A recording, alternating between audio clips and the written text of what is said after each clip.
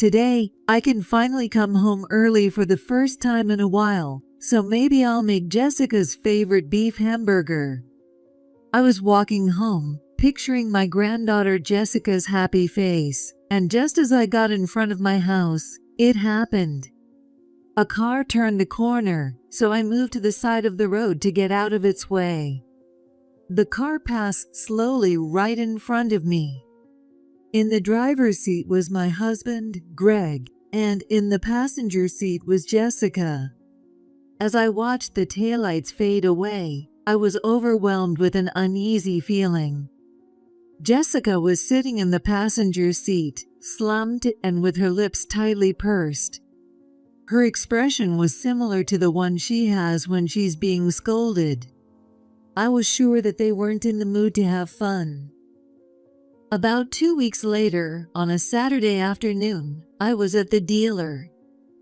Carol, your car is ready. The inspection is complete, but...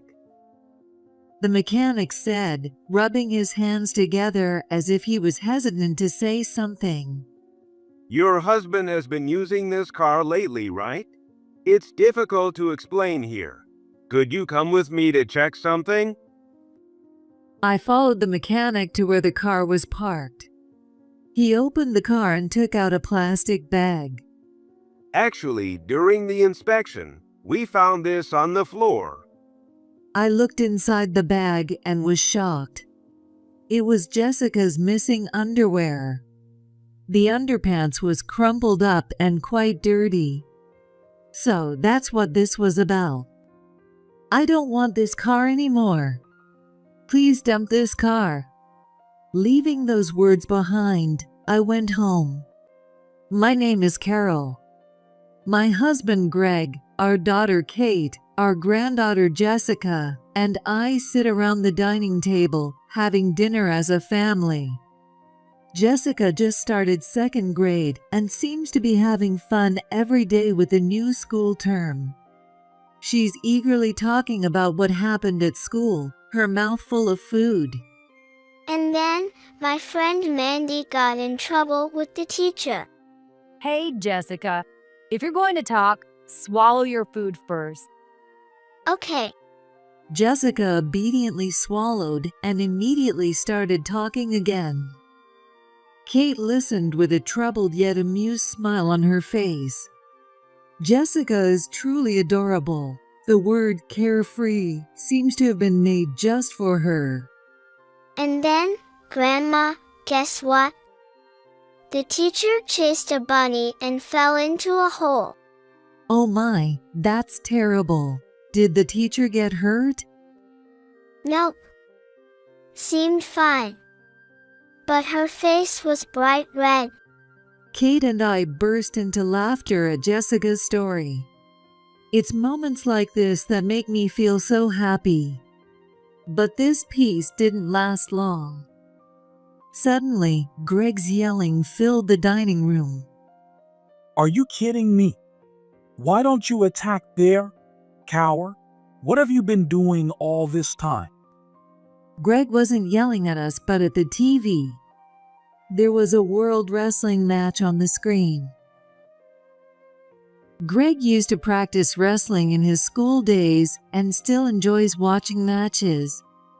But he has no problem spewing hateful words in front of Jessica during these matches.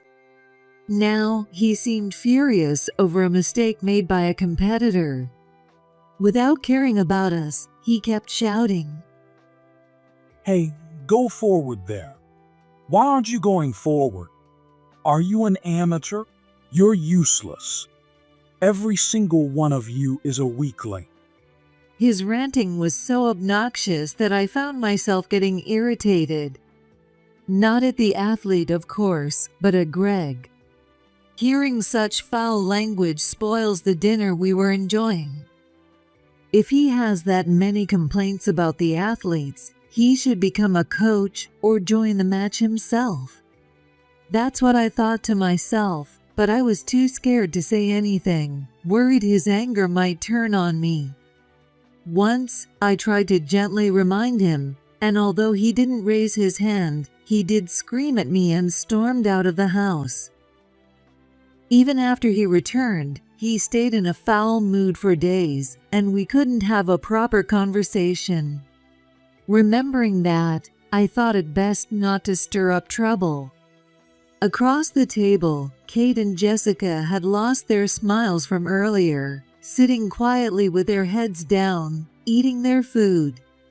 When I looked closely, Jessica's fingers and lips were trembling slightly. The atmosphere had turned sour, and we scattered away from the dining table like a group of frightened spiders. While I was washing the dishes in the kitchen, Kate opened the door and peeked in. Her expression was tense, like something serious had happened. Mom, can I talk to you for a sec? "What's up? Is something wrong?" Yeah, I was putting away the laundry, and one of Jessica's underpants was missing. Mom, do you know anything about it? I stopped washing the dishes and looked at Kate. Underwear? Maybe it fell while I was gathering the laundry? Kate folded her arms and came closer, lowering her voice as if telling a secret. I thought so and looked around, but it's nowhere to be found. Maybe someone stole it. Don't be ridiculous. No way. It probably got mixed up somewhere. I'll look for it later. While we were talking, Jessica peeked in through the gap in the door.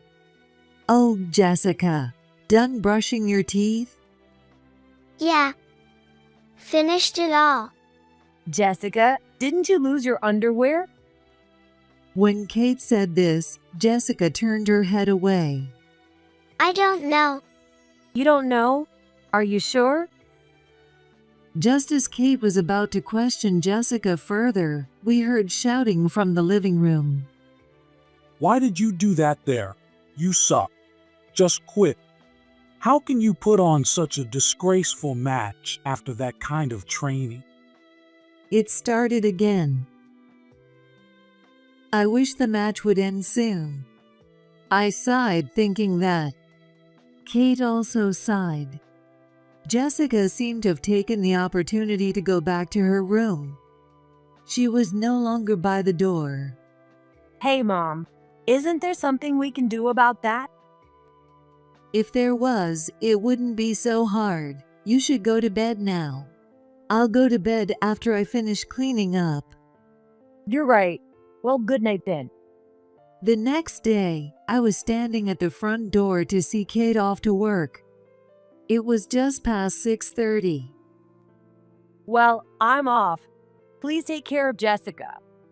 Kate, dressed in a pantsuit, told me. This was a daily scene. Kate has always had a strong sense of responsibility and seems to feel guilty about having someone else take care of her child. But to me, Jessica is my beloved granddaughter, so there's no need for such formalities. Don't worry, Jessica will be at school while I'm at my part-time job. Right now, it's my busy season, so I have to work late, but Greg will be here, so it's fine. Thanks. Kate said that and then checked her bag to make sure she hadn't forgotten anything. Jessica, all ready for school, came over. "Oh, Jessica, you're all set already? Good girl." Jessica smiled happily. Kate bent down to Jessica's eye level and said, Jessica, listen to what Grandma says and be a good girl. Mommy's off to work now. Okay, I got it. All right, I'm off. Kate said and rushed out of the house. Kate has really grown into a reliable adult. It's hard to believe she was once that sickly child. When she divorced her cheating husband and moved back in with us, I wondered what would happen, but she seems to have stabilized a lot since then. As I prepared to go to my part-time job, it was already past 7. It was time for Jessica to leave for school, so I went to see her off, but sensed something different about her. I thought for a moment and immediately realized what it was. Jessica, where's your hairpin? You know, the one you really liked. Jessica's eyes shifted uneasily at my question. Well, if I wear a hairpin, the teacher will scold me, so I'm not wearing it. Oh, really? But I don't remember seeing any rule about that. Just as I said that, Greg came down from the second floor. The moment Jessica saw him, she gasped. Then she quickly said and dashed outside. I'm going now. Bye. Is Jessica hiding something from us? And she seems afraid of Greg. For Jessica's sake, I thought I should find the right moment to talk to Greg. Greg, still in his pajamas, was sitting on the sofa watching TV. Since his retirement, he's been working as a part-time staff member, but he has more days off than before.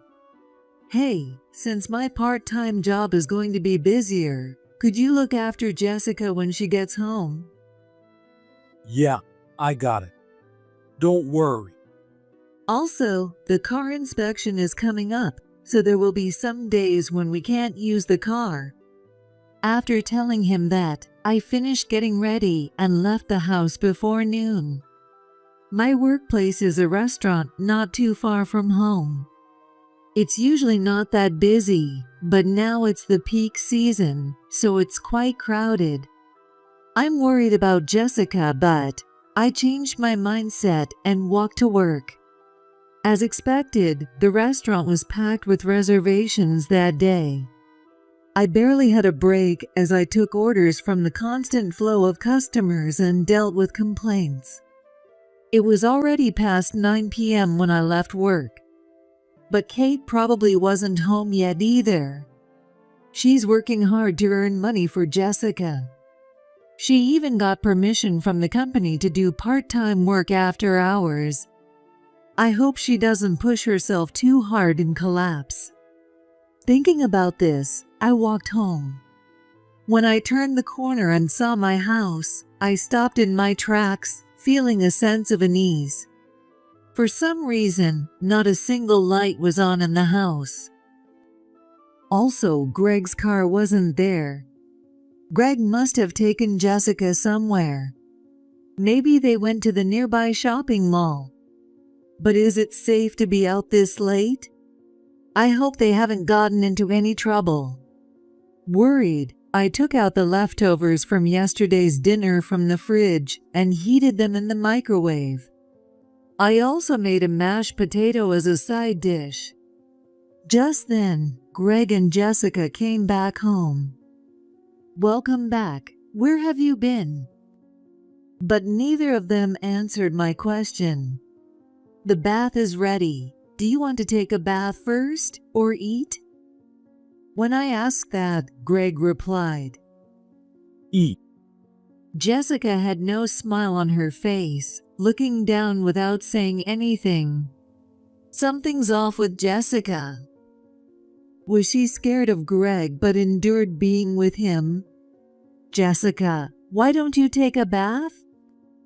I deliberately avoided the topic and took Jessica's hand. But she shook off my hand and walked quickly toward the bathroom, saying, It's okay. I can bathe by myself. Something must have happened between her and Greg. I watched her smile back as she walked away, and I almost burst into tears. As soon as Greg finished eating, Jessica came out of the bath, and Greg went in to bathe. I watched Jessica as she ate, but she didn't talk about her school day cheerfully like she usually did. She seemed terribly exhausted. Jessica, where did you and Grandpa go? I asked, but Jessica only said one word and nothing more. It's a secret. After finishing her meal, she quickly went to her room. Worried about the two of them, I finished my meal. A few days later, my busy period at work finally ended. I could finally come home early for the first time in a while, so I thought I'd make Jessica's favorite beef hamburger today. Picturing Jessica's happy face, I walked up to the front of my house. That's when it happened.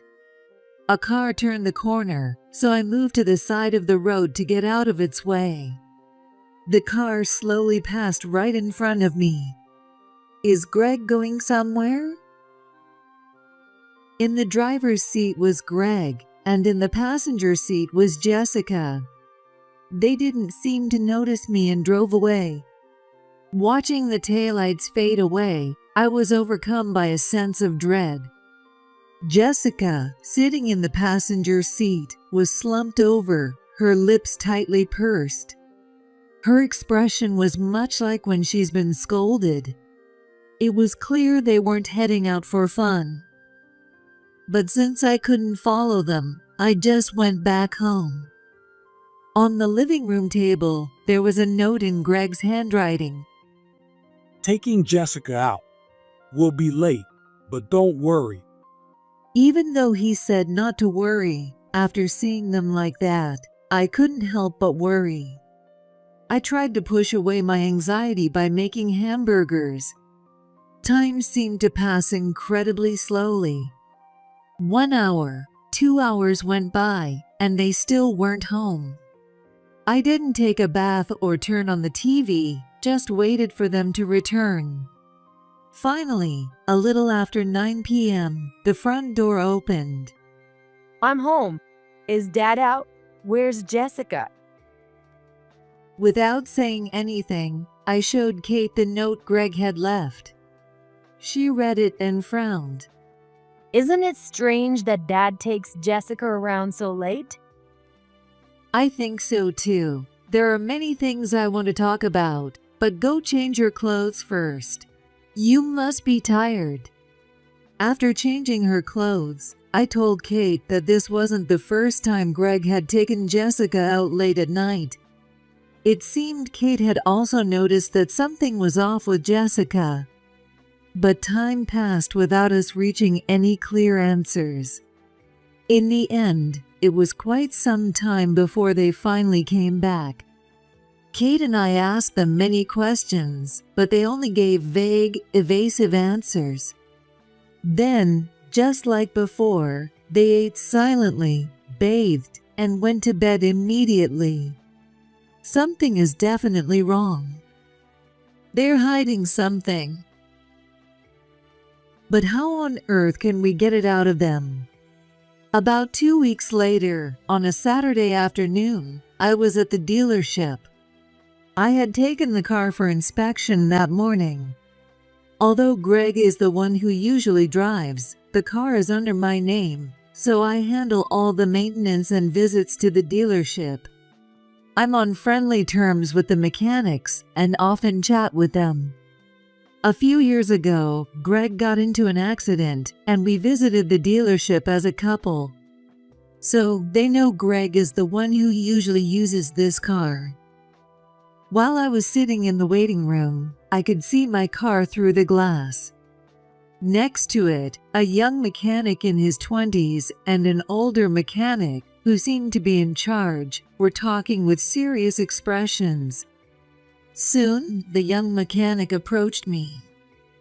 Carol, thank you for waiting. The inspection is complete, but... He rubbed his hands together, looking like he had something difficult to say.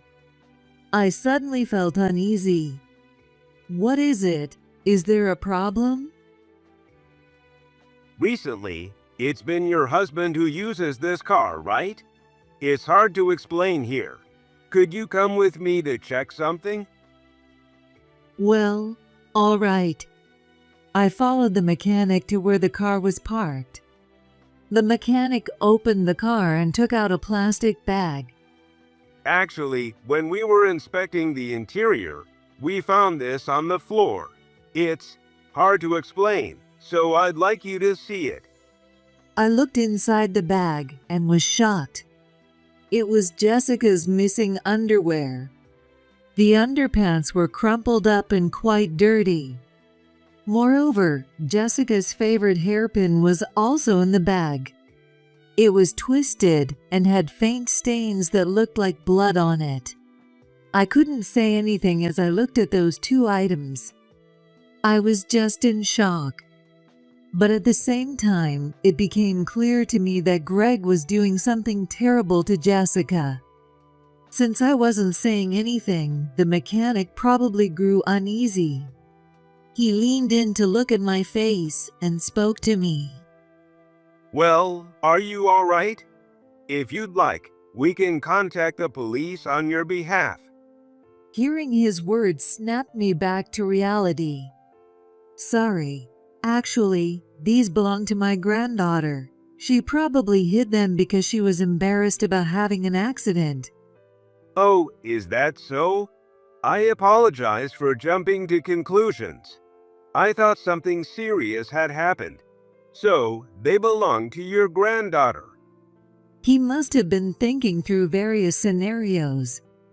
Sorry for worrying you. Oh, by the way, is it possible to see the locations this car has been to using the navigation system? Yes, that's possible. Modern cars keep a log. That's how affairs get exposed, you know. Would you like to see? Yes, please. It didn't take long. The car had been to 3 places recently. Greg's workplace, the usual supermarket, and Greg's family home. Greg's family home is currently vacant, so there shouldn't be any reason to go there. So, it's almost certain that he took Jessica there. Convinced, I told the mechanic one last thing. Please dispose of this car. Then, after paying the inspection fee, I walked home. This car has likely become a trauma for Jessica. When I got home, I immediately confronted Greg about what happened at the dealership. These were found in the car. What on earth were you doing with Jessica? Nothing. Jessica probably hid her soiled underwear because she was embarrassed. Then why did you go to your family home? The location was in the car's navigation history. You had no reason to go there. There was a reason. To pull weeds and clean up.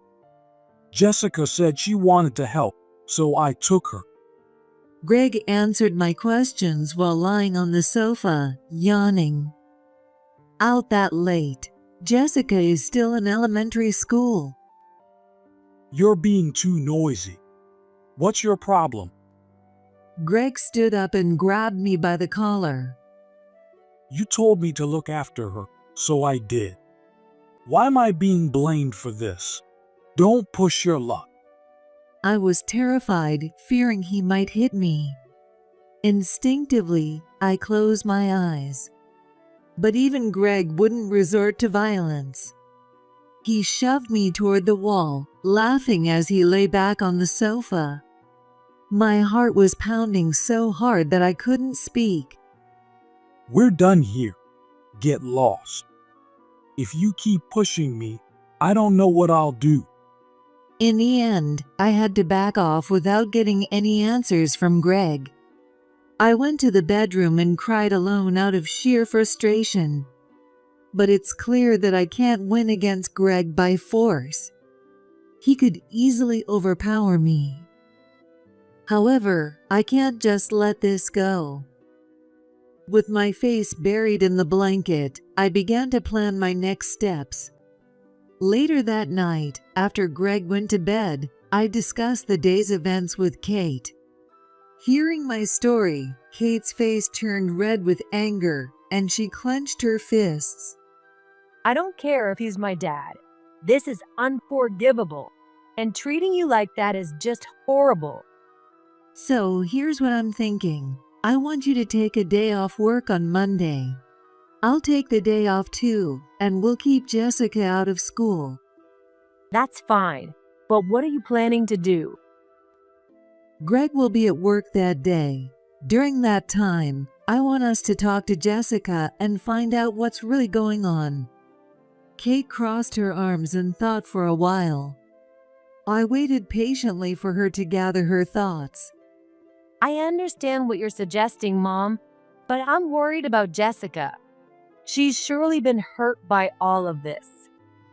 I understand that, but it's impossible to get it out of Greg, and we don't have any solid evidence. We have to hear it from Jessica. And then Monday came. Jessica seemed happy to have a day off from school, smiling brightly. So Kate and I decided to ask Jessica the truth. Hey Jessica, where did you go with Grandpa? It's a secret. Jessica, please be honest with us. We're here to protect you. At Kate's desperate plea, Jessica's smile faded. She puffed out her cheeks in annoyance and stared at the TV. Jessica, please. Kate gently hugged Jessica from behind and whispered in her ear.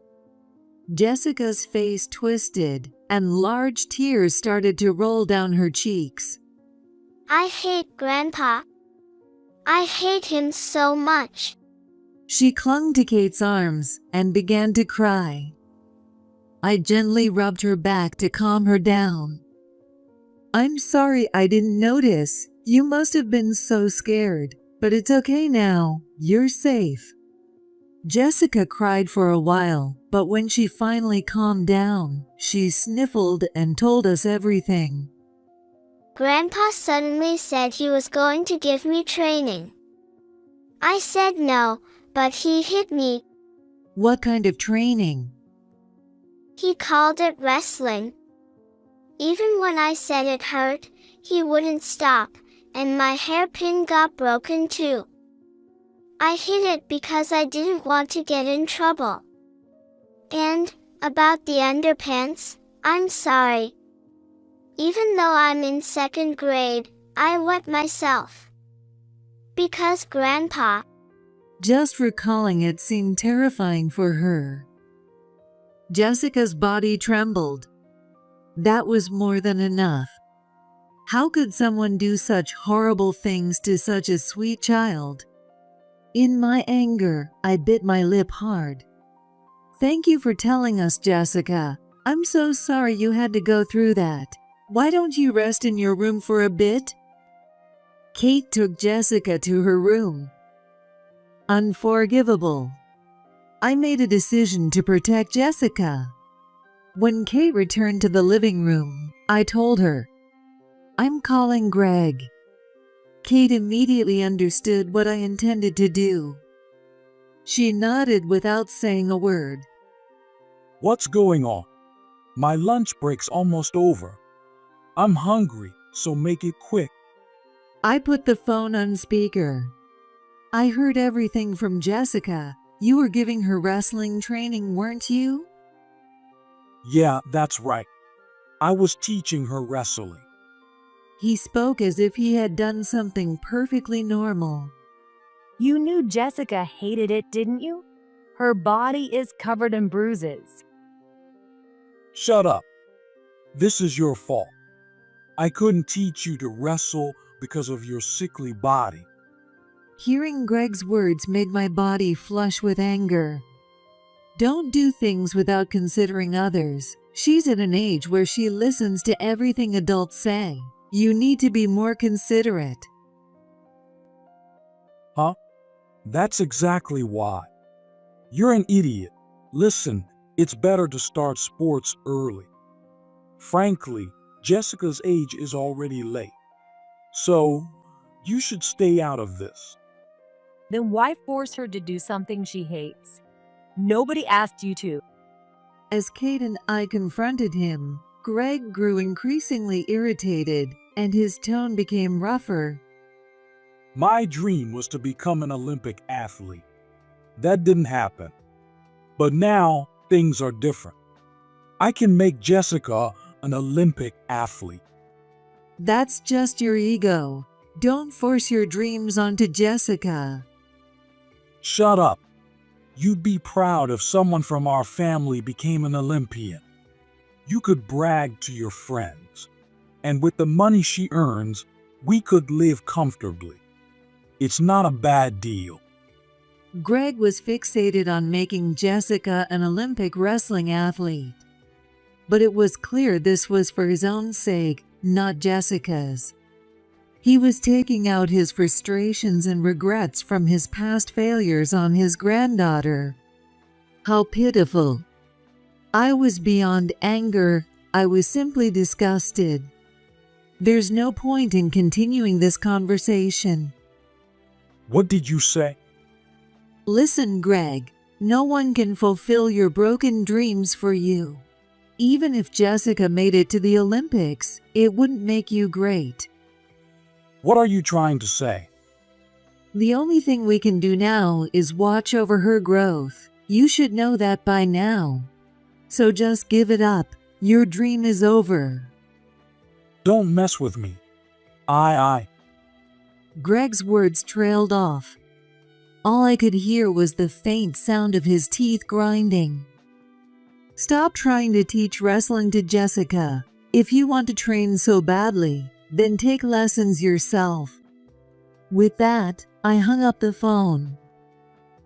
There was nothing more I wanted to say to Greg. When I glanced at Kate, she was quietly shedding tears. Kate, are you okay? Yeah, I'll be fine. After that, Kate and I packed up our belongings. We were leaving this houses. I had spent many years with Greg, but I could never forgive him for hurting Jessica. So, from the moment Jessica first told us what happened, I had decided to divorce him. Jessica quickly understood and started packing her school things. Once we were ready, I called a taxi and we headed to the nearest hotel. I left a note on the table. We're leaving. I'll send the divorce papers later. A few months later, on a weekend, we were gathered around the dining table in our apartment. On the plate was Jessica's favorite beef hamburger. She was happily talking about her playtime with friends from earlier that day. And guess what? Mandy stepped in dog poop. Hey now, don't talk about that during dinner. Kate said that while laughing joyfully. Watching the two of them made me feel so happy. As soon as we left the house, Kate explained the situation to her boss. Then her boss suggested that she move to an apartment owned by her boss. My divorce from Greg was finalized quickly. It turned out that someone living near Greg's family home had witnessed his interactions with Jessica. It was clear that what he was doing couldn't be called training. This neighbor had even recorded a video as evidence and reported it to the police. This irrefutable proof not only led to the divorce, but also required Greg to pay a substantial amount of alimony. Greg, perhaps realizing his position, didn't put up much of a fight. The car from the dealership was arranged to be sold off. Hey, Grandma, listen. Sorry, what is it? I then listened happily to Jessica's stories. I'm so glad she's regained her energy. Jessica had suffered emotional wounds because of Greg. Kate quit her part-time job to spend more time with Jessica. I also did everything I could to support Jessica's emotional healing. Thanks to that, she gradually regained her smile. The scars on her heart won't heal easily. But both Kate and I plan to be there for Jessica always. And guess what? I'm going out to play again tomorrow, so I'll have lots of stories to tell. All right, I look forward to it. Be careful and have fun.